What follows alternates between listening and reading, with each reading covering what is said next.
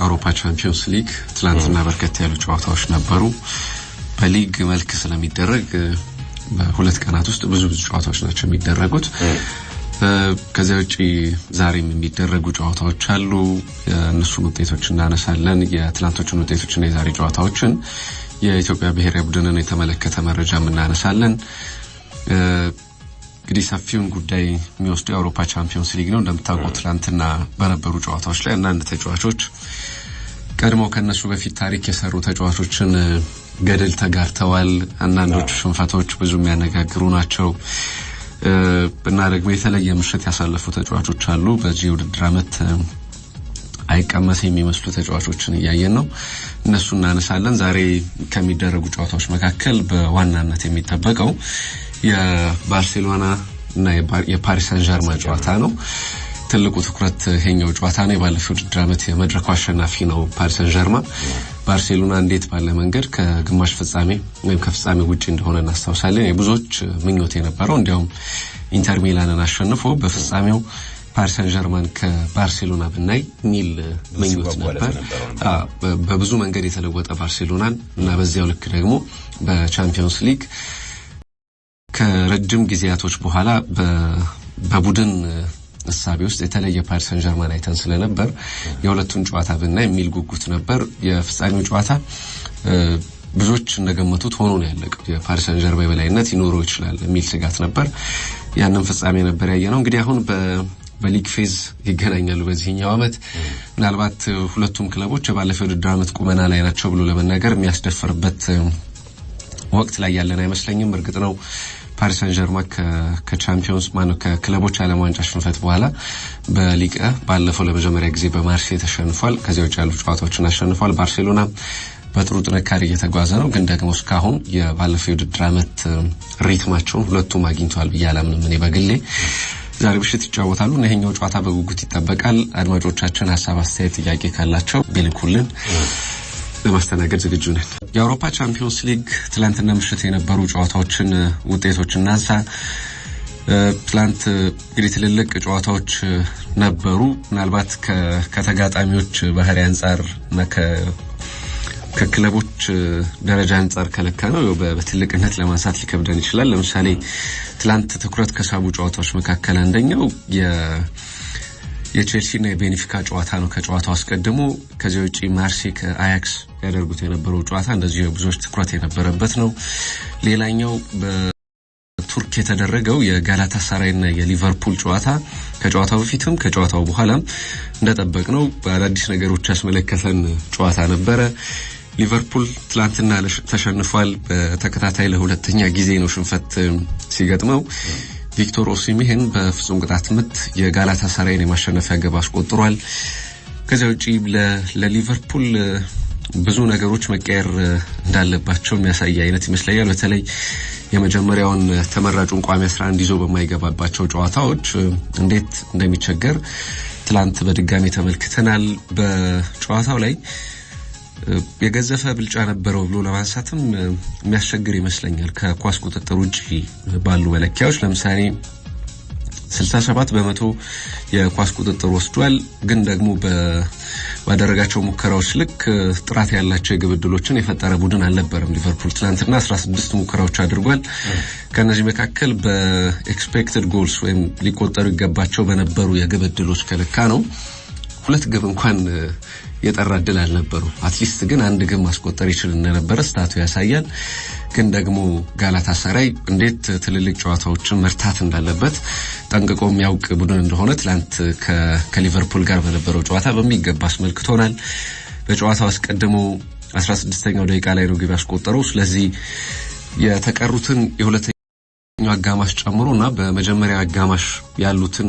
30 ደቂቃ ገደማዎች ሊቨርፑል ብልጫ ወስዶ ቢጫወት የሚያስገርም አይመስለኝም የሚፈልገውን ነገር ቀድሞ ጋላታሳራይ አድርጎ ስለነበረ እና የፍጹም ቅጣት ምት ያገኙበት መንገድ የሚከራከሩበት ሰዎች አሉ ግን እንዲህ አይነት ትልልቅ ጨዋታዎች ላይ በቪአር ውሳኔ መወሰን በሚችሉበት ጨዋታዎች ላይ የትኛውም ንክኪ ጥንቃቄ ያስፈልገዋል ስለዚህ ያንን የጠበቀ ነው የሶቦዝ ላይ ንክኪ የሚል እምነት የለኝም የሚያወዛግብ ያን ያክል መከራከር የሚያስገባው አይነት ፍጹም ቅጣት ምት አይደለም ትላንት አሸንፎ ወጥቷል ጋላታሳራይ። ግን አሁን ከጨዋታው በኋላ እንግዲህ አርኔ ስሎት ብዙ ጥያቄ ቀርቦላቸዋልና ለአንዳንድ ትችቶቻቸው እንግዲህ ይሆናል ያሉትን ማብራሪያ ሰጥተዋል።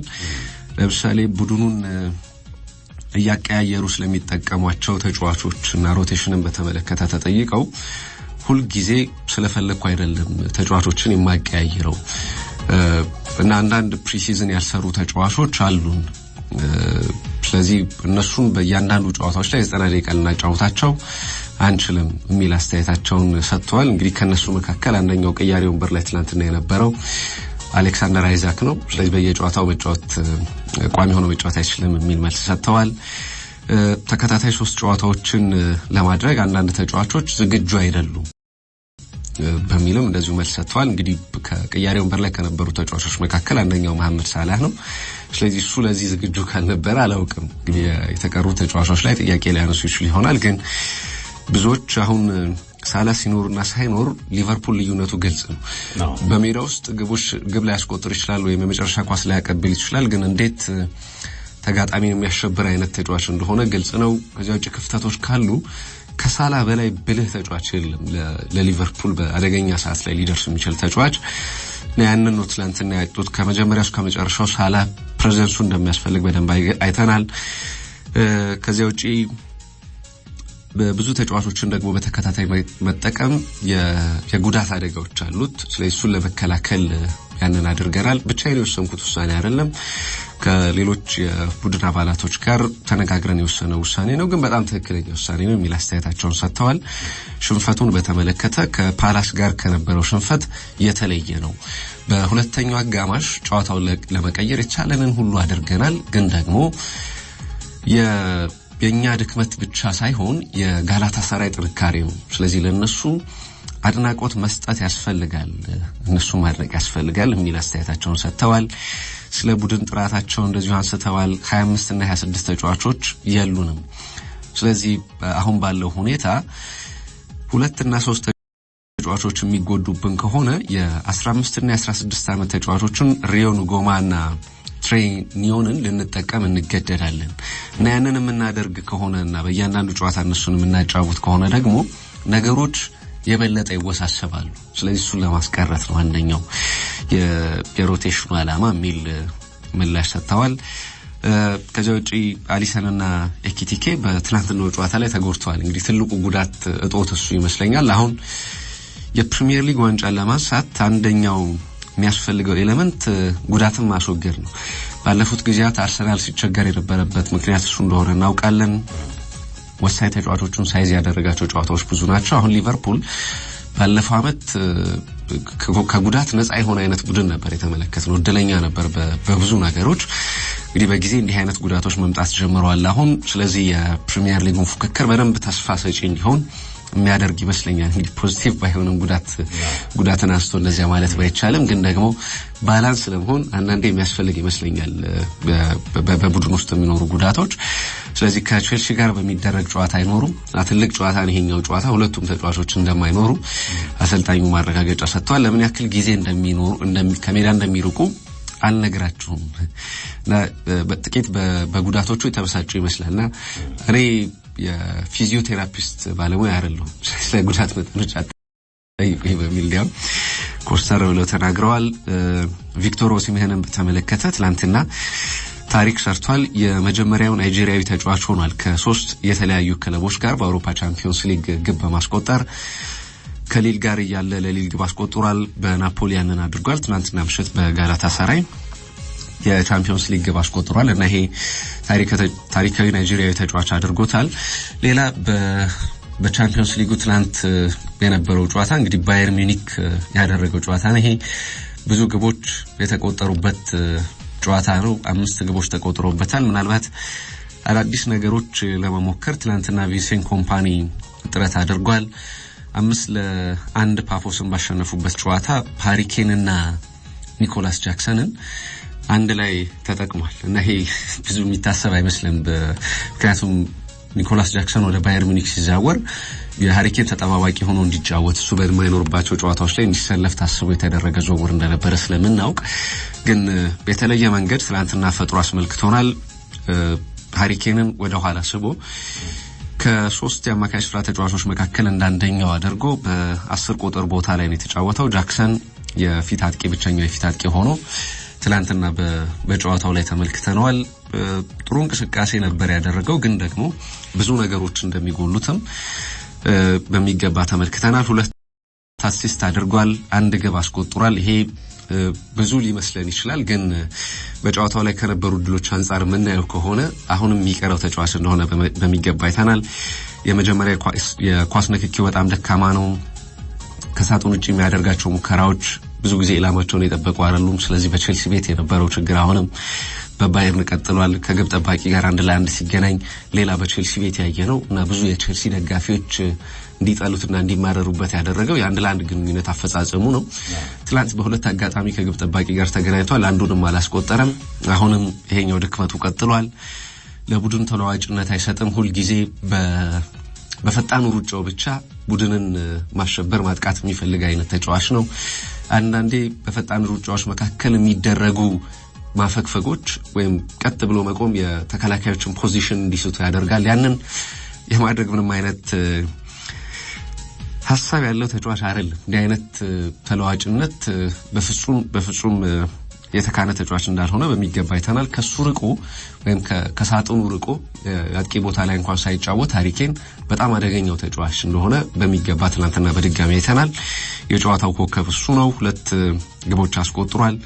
ከዚህ ውጪ በዚህ ዓመት በ8 ጨዋታ 15 ግቦች ላይ ደርሷል ሃሪኬን። ናገና እንግዲህ በጨዋታ 2 ግብ ለ2 ግብ የቀረበ ስታት አለውና በጣም አስደናቂ ጊዜ እያሳለፈ ነው። በዚህ የሚቀጥል ከሆነ የራሱን የባለፈው የውድድር ዓመት ቁጥር በሚገባ የማሻሻል እድል አለው እና እሱ ብቻ ሳይሆን በአውሮፓ ከፍተኛ ግብ አስቆጣሪነቱን ያለምንም ጥርጥር በድጋሚ ሊያገኝ የሚችልበት እድል እንዳለ በሚገባ አይተናል።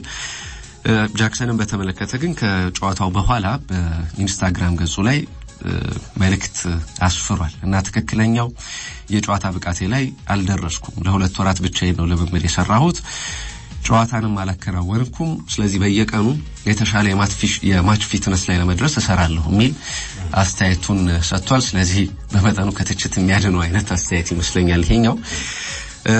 በዚሁ ባየር ሚኒክ ጨዋታ ላይ አንድ ታሪክ የሰራ ተጫዋች አለ። ግብ ጠባቂው ማኑኤል ኑየር የኢከር ካሲያስን ክብረ ወሰን ተጋርቷል። በአውሮፓ ቻምፒዮንስ ሊግ ታሪክ ብዙ ጨዋታዎችን ያሸነፉ ግብ ጠባቂዎች በሚል እንግዲህ ከዚህ ቀደም ኢከር ካሲያስ ነበር በብቸኝነት 101 ጨዋታዎችን በማሸነፍ በግብ ጠባቂነት ቀድሞ ተቀምጦ የነበረው። ማኑኤል ኑየር ሁለተኛው ግብ ጠባቂ ሆኗል። በተመሳሳይ ከኢከር ካሲያስ እኩል 101 ድሎች ላይ ደርሷል በአውሮፓ ቻምፒዮንስ ሊግ። ይሄ ቁጥር ምናልባት አብዛኛዎቹ ተጫዋቾች ማሸነፍ አይደለም ለመጫወት የሚጓጉለት አይነት የጨዋታ ቁጥር ነው። ምን ያክል ታሪክ እየሰራ እንዳለ በሚገባ ያየነበት ምሽት ነበር የትላንትናው ጨዋታ። ምናልባት ደግሞ ግብ ሳይቆጠርበት ወጥቶ ቢሆን ኖሮ የበለጠ ድሉን እንግዲህ ስኬቱን ያሳምርለት ነበር። ሌላ ትላንት የነበረው ጨዋታ ቼልሲን ከቤኔፊካ ያገናኘው ጨዋታ ነው። 1-0 በሆነ ውጤት ቼልሲን ጨዋታ አሸንፏል። በራስ ላይ በተቆጠረ ግብ ነው ጨዋታውን ያሸነፈው። ሪዮስ በራሱ ላይ ግብ አስቆጥሯል። ትላንትና እድለኛ አልነበረም ቤኔፊካ። በተለይ በሁለተኛው አጋማሽ ይህንን ጨዋታ ቢያንስ ካለመሸነፍ ሊድኑ የሚችሉባቸው ድሎች ነበሯቸው። እርግጥ መጀመሪያዎቹ ደቂቃዎችም ላይ ቢሆን ሳንቼዝ አደገኛ ሙከራዎችን ማዳን ነበረበት ቼልሲን በጨዋታው ውስጥ ለማቆየት። በኋላ ወደ ሪትም ውስጥ ከገባ በኋላ በተደጋጋሚ የማጥቃት ስንዘራዎችን ሲያደርግ የነበረው ቼልሲ ነበር። የኋላ ጨዋታውን ቤኔፊካ በሁለተኛው አጋማሽ ለመቀየር ጥረት አድርጓል። ግን ጆዜ በድጋሚ ወደ ስታንፎርድ ብሪጅ ሄደው ባደረጉት የቻምፒዮንስ ሊግ ጨዋታ አልተሳካላቸውም። እንግዲህ ከዚህ ቀደም በተደጋጋሚ ከሌሎች ክለቦች ጋር ሞክረዋል በቻምፒዮንስ ሊጉ ቼልሲን በስታንፎርድ ብሪጅ ለማሸነፍ። ግን ከኢንተር ጋር ያላቸው ድል ብቻ ነው የሚጠቀሰው። በተቀሩት ጨዋታዎች 8ኛ ጨዋታቸው ነው ትላንትና፣ ግን 1 ብቻ ነው ያሸነፉት ቼልሲን በስታንፎርድ ብሪጅ። ስለዚህ መጥፎ ሪከርድ ነው በተቃራኒነት ቼልሲን በገጠሙባቸው ጊዜያቶች ሁሉ ያላቸው። ግን ትላንት በስታዲየም ውስጥ የቼልሲ ደጋፊዎች የሳቸውን ስም እያነሱ ሲዘምሩላቸው ነበር። እንዴት በደጋፊዎቹ እንደሚወደዱ አሁንም ድረስ ከክለቡ ከለቀቁ ረጅም ዓመታት ቢቆጠሩም ግን የክለቡ ስኬታማ ሰው እንደሆኑ እና በየሄዱበት የሚወደዱ አይነት አሰልጣኝ እንደሆኑ በሚገባ አሳይተናል እንግዲህ አሳይተዋል ትላንት ሌላኛው መነጋገሪያ የነበረ ኤንዞ ፈርናንዴዝ ነው ከዚህ ቀደም የቤኔፊካ ተጫዋች እንደሆነ እናውቃለን የዓለም የእንግሊዝን የተጫዋቾች የክብር ወሰን የዝውውር ክብር ወሰን ሰብሮ ወደ ቼልሲ የተዛወረ አማካይ ለአማካይ በዚህ መጠን ገንዘብ ሲወጣ ማይተናል እናውቅም ጥሩ ገንዘብ አስገኝቶላቸው ነው ሄደው ግን የቤኔፊካ ደጋፊዎች ደስተኛ አልነበሩ ትላንትና የማዕዘን ምት ለመምታት እነሱ ወዳሉበት አቅጣጫ ሲሄድ ከፍተኛ ተቃውሞ ገጥሞታል እንዲያውም ጆዜ ያንን እንዳያደርጉ ደጋፊዎቻቸውን አረጋግተዋል የቴክኒካል ኤሪያቸውን ለቀው ሄደው በሁለት እጃቸው ደጋፊዎቹን ተረጋጉ ሚል አይነት ምልክት አሳይተው በኋላ ነገሩ ተረጋግቷል ግን በእያንዳንዱ አጋጣሚዎች ፈርናንዴዝ ላይ ተቃውሟቸውን ሲያደርሱ ነበር ሲሰነዝሩ ነበር የቤኔፊካ ደጋፊዎች ትልቅ ገንዘብ አግኝተውበታል ለምን በዚህ ልክ ቅርነ ተሰኙ አላውቅም ያው የሚፈጠር ነው አንዳንድ ጊዜ በጣም የሚወዱት ተጫዋች ክለብ ለቆ ወደ ሌላ ክለብ ሲዛወር እንዲህ አይነት ነገር ያጋጥማል የተረሳም ይመስል ነበር አይደል ወደ ቼልሲ ከተዛወረ አመታት ተቆጥሯል ግን እስካሁን ድረስ ቅያሜው በውስጣቸው አለ በጣም አስደናቂ ተጫዋች ነው እንዲያውም በቤኔፊካ ያለውን አይነት ፈርናንዴዝ በቼልሲ ያየን አይደለም ባለፈው ውድድር አመት ጥቂት እንዲያውም የግብ ተሳትፎ ነበረው በክለቦች ዓለም ዋንጫም ጥሩ እንቅስቃሴ ነበረው እሱ ካልሆነ በስተቀር በታሰበው ልክ ለቼልሲ ያገለገለ ያለ ጨዋታ ነው የሚል እምነት የለኝም ከዚያ ውጪ ቼልሲን በተመለከተ የቀይ ካርድ ነገር አሳሳቢ የሆነ መጥቷል አሁን የዲሲፕሊን ችግር አርቴታ የሆነ ወቅት ላይ በአርሰናል ይቸገረበት የነበረው ትልቁ ነገር የተጫዋቾች በተደጋጋሚ ቀይ ካርድ መመልከት ነበር አሁን ለኤንዞ ማሬስካ ትልቅ ፈተና ሆኗል እንግዲህ አሁን እሳቸው ተጫዋቾቻቸውንም ጥንቃቄ ማድረግ ያስፈልጋል ሊጠነቀቁ ይገባል ብለዋል ግን ደግሞ እንዴት ባለ መንገድ የሚለው የሚያሳስብ ይመስለኛል በአራት ጨዋታ ሶስተኛ ቀይ ካርድ ትላንትና የቼልሲ ተጫዋች ፔድሮ ተመልክቷል ከብራይተን ጋር ቻለው ቀይ ካርድ እንደነበር እናስታውሳለን ከዚያ ውጪ ከማንቸስተር ዩናይትድ ጋር በነበረው ጨዋታ ለማስቀረት የሚከብድ አይነት ቀይ ካርድ ይመስላል ሱኛው ግን ሳንቼዝ ቀይ ካርድ ተመልክቷል እና አሁን ከግብ ጠባቂ እስከ አጥቂ ነው የቀይ ካርድ ቁጥራቸውን ካየህ ስለዚህ በቀጣይ ጨዋታዎች ላይ ይሄንን እያስወገዱ ማይሄዱ ከሆነ በደንብ ሊፈተኑበት የሚችሉ አይነት ችግር እንደሆነ ይሰማኛል ቶተንሃም ከቦዶ ግሊምት 2-2 ተጠናቋል አስቀድሞ ቦዶ ግሊምት 2 ግቦችን አስቆጥሮ ቶተንሃምን ይመራ ነበር ግን በኋላ በተቆጠሩ ግቦች ቶተንሃም ከዚህ ጨዋታ 1 ነጥብ ይዞ ወጥቷል አትሌቲኮ ማድሪድ አይንትራክት ፍራንክፈርትን 5-1 አሸንፏል ይሄ በጣም የሚያስደንቅ ውጤት ይመስለኛል ለአትሌቲኮ ማድሪድ የመጀመሪያ ጨዋታቸውን በሊቨርፑል ተሸንፈው ነበር የጀመሩት የማድሪድ ደርቢን ባለፈው ሳምንት አሸንፈዋል እዚያም ጨዋታ ላይ ተመሳሳይ ግብ አስቆጥሯል ስለዚህ አሁንም አትሌቲኮ ማድሪድ በሚገባ ያንሰራራ እንዳለ የሚያሳይ አይነት ውጤት ነው የትላንትናው ጨዋታ ራስፓዶሪ ትላንት ግብ አስቆጥሯል ከዚያ ውጪ ኖርማንድ ግብ ካስቆጠሩ ተጫዋቾች መካከል ነው አንቷን ግሪዝማን እና ሴሜኞ እንደዚሁ የአትሌቲኮ ማድሪድን ግቦች ትላንትና በጨዋታው ላይ አስቆጥረዋል አትሌቲኮ ማድሪድን በተመለከተ በዚህ ጨዋታ ላይ ግብ ያስቆጠሩ አንቷን ግሪዝማን ትላንትና ታሪክ ሰርቷል እንግዲህ ለክለቡ 200ኛ ግቡን ያስቆጠረው ትላንትና እና በአትሌቲኮ ማድሪድ ታሪክ ለክለቡ የዚህን ያክል የግብ መጠን ያስቆጠረ ተጫዋች የለም ስለዚህ በታሪክ ብቸኛው ተጫዋች ሆኖ ሰፍሯል ዩሊያን አልቫሬስ ትላንት በድጋሚ ግብ አስቆጥሯል አሁን በቅርብ ጨዋታዎች ላይ ለአትሌቲኮ ማድሪድ በተከታታይ ግቦችን ያስቆጠረ ነው የሚገኘው ከሪያል ማድሪድ ጋር 2 ግቦችን አስቆጥሮ እንደነበር እናስታውሳለን በደርቢው ጨዋታ ትላንትና በድጋሚ ግብ አስቆጥሯል ከዚያ ውጪ 2 ግብ የሆኑ ኳሶችንም አመቻችቶ አቀብሏል በሚገባ ከጨዋታ በደንብ እያደገ ያለ ተጫዋች ነው ከራዮ ቫይካኖ ጋር ሃትሪክ ሰርቶ እንደነበር እናስታውሳለን የመጨረሻዎቹን 3 ጨዋታዎች እንኳን ብንቆጥር 6 ግቦች አስቆጥሯል እና በጣም አስደናቂ እንቅስቃሴ እያደረገ ያለ ተጫዋች ነው በአትሌቲኮ ማድሪድ መለያ ማርሴይ አያክስን 4-0 አሸንፏል ፔር ኤሜሪክ ኦባሚያንግ ትላንትና ግብ አስቆጥሯል ከዚያ ውጪ ፒዦ ሌላ ግብ ያስቆጠረ ተጫዋች ነው ደምቀው አምሽተዋል ሁለቱም ተጫዋቾች ትላንትና በጨዋታው ላይ ሜሰን ግሪንውድ ሌላ ለማርሴይ ግብ ያስቆጠረ ተጫዋች ነው ሪያል ማድሪድ እንደዚህ ትላንትና የቻምፒየንስ ሊግ ጨዋታውን አድርጎ ነበር አስቀድሞ ከተደረጉ ጨዋታዎች መካከል ይሄኛው አንደኛው ነበር ከካይራት አልማቲ ጋር ነው ጨዋታውን ያደረገው 5-0 በሆነ ውጤት ይህንን ጨዋታ አሸንፎ ወጥቷል ኪሊያን ኤምባፔ ሃትሪክ ሰርቷል ትላንት ለሪያል ማድሪድ እና ይሄኛው ሃትሪክ በብዙ ነገሮች እንግዲህ ከቀድሞ ከሱ በፊት ከነበሩ ተጫዋቾች ጋር እንዲስተካከል ያደረጉ ግቦች ናቸው ትላንትና ያስቆጠራቸው ለምሳሌ በአውሮፓ ቻምፒየንስ ሊግ ታሪክ ከሜዳቸው ውጪ ብዙ ሃትሪኮችን ከሰሩ ተጫዋቾች መካከል ኪሊያን ኤምባፔ አንደኛው ሆኗል። ከዚህ በፊት ፊሊፖ ኢንዛጊ 3 ከሜዳው ውጪ ሃትሪክ በ3 ጨዋታዎች ላይ ሃትሪክ ሰርቶ ነበር። አሁን ኪሊያን ኤምባፔ በተመሳሳይ ከዚህ ቁጥር ጋር ተስተካክሏል። ከዚህ ውጪ የአውሮፓ ቻምፒየንስ ሊግ የሃትሪክ መጠኖቹን ወደ 4 ከፍ አድርጓል። ከሰራቸው በሜዳው ላይ አንድ ሃትሪክ ብቻ ነው ያለው ማለት ነው። በፓሪስ ሰን ዠርማን ላይ የነበረው ሃትሪክ ነው። ከዚህ የተቀሩትን በሙሉ ከሜዳው ውጪ ያደረጋቸው ናቸው እና በቻምፒየንስ ሊግ ታሪክ ብዙ ሃትሪክ ከሰሩ ተጫዋቾች መካከል አሁን እንግዲህ በታሪክ ምናንሳ ከሆነ 3ኛው ተጫዋች ሆኗል። በቁጥር ከዘረዘርናቸው ደብል ስላሉ እነሱ ይበልጡታል። ግን በቁጥር የጥምሮቹን ጨምረን ከቆጠርን ደግሞ 3ኛው ተጫዋች ሆኗል። ከካሪም ቤንዜማ እኩል በፈረንሳይን ተጫዋቾች ተይዞ የነበረውን ክብረ ወሰን ተስተካክሏል። ከዚህ ውጪ ከሱ በላይ የተቀመጡት ተጫዋቾች ሊዮኔል ሜሲ እና ክርስቲያኖ ሮናልዶ እኩል 8 ሃትሪኮች አላቸው በአውሮፓ ቻምፒየንስ ሊግ። ቀጥሎ የሚመጣው ተጫዋች ሮበርት ሌቫንዶቭስኪ ነው፣ 6 ሃትሪኮች አሉት። ቀጥሎ ያለው ኪሊያን ኤምባፔ ነው እና በጣም ጥሩ ሲዝን እንግዲህ አጀማመሩ በጣም አስደናቂ ነው። ከሪያል ማድሪድ ጋር ያንን በሚገባ ያየን ያለንበት ጊዜ ነው። አታላንታ ከክለብ ብሩጋ ያደረጉት ጨዋታ በአታላንታ 2-1 አሸናፊነት ተጠናቋል። ከዚህ ውጪ ሌላ ትላንት በቻምፒየንስ ሊግ የነበረው ጨዋታ ኢንተር ሚላንን ከስላቪያ ፕራግ ያገናኘው ጨዋታ ነበር። 3-0 በሆነ ውጤት ኢንተር ሚላን ይህንን ጨዋታ አሸንፏል። ትላንት ላውታሮ ማርቲኔዝ ግብ አስቆጥሯል። ከዚህ ውጪ ዳምፍሬሽ ከረጅም ጊዜ በኋላ ወደ ግብ አስቆጣሪነት መጥቷል። ማርቲኔዝ 2 ግቦችን ነው በዚህ ጨዋታ ላይ ያስቆጠረው። ስለ ክሪስቲያን ኪቩ የሆነ ነገር ማለት ያለብን ይመስለኛል። በአውሮፓ ቻምፒየንስ ሊግ የመጀመሪያዎቹን ተከታታይ 2 ጨዋታዎች አሸንፎ የጀመረ 4ኛው የኢንተር ሚላን አሰልጣኝ ሆኗል። ከዚህ ቀደም ሮቤርቶ ማንቺኒ ይሄንን አድርገዋል። ክላውዲዮ ራኒሪ እና ሉቺያኖ ስፓሌቲ ብቻ ነበሩ ይሄንን ያደረጉት። ምናልባት የቻምፒየንስ ሊግ ዋንጫን ለኢንተር ሚላን ያመጡት ጆዜ ሞሪኒዮ እንዲህ አይነት አጀማመር የላቸውም በኢንተር ሚላን። እንግዲህ ክሪስቲያን ኪቩ ትላንት ተከታታይ 2ኛ ጨዋታውን በአውሮፓ ቻምፒየንስ ሊግ አሸንፎ ጀምሯል። በጣም ጥሩ ጨዋታ ነበረ።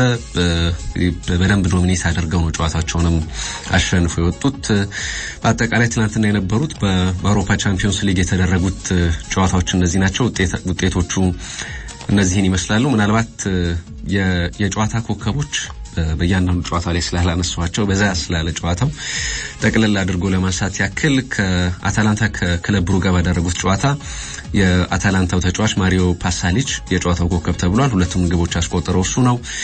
የሪያል ማድሪድ ጨዋታ ላይ ኪሊያን ኤምባፔ ነው የጨዋታው ኮከብ። የሃትሪክ ስለሰራ የሚጠበቅ ይመስለኛል። ዩሊያን አልቫሬዝ የአትሌቲኮ ማድሪድ ጨዋታ ላይ ኮከብ እሱ ነው።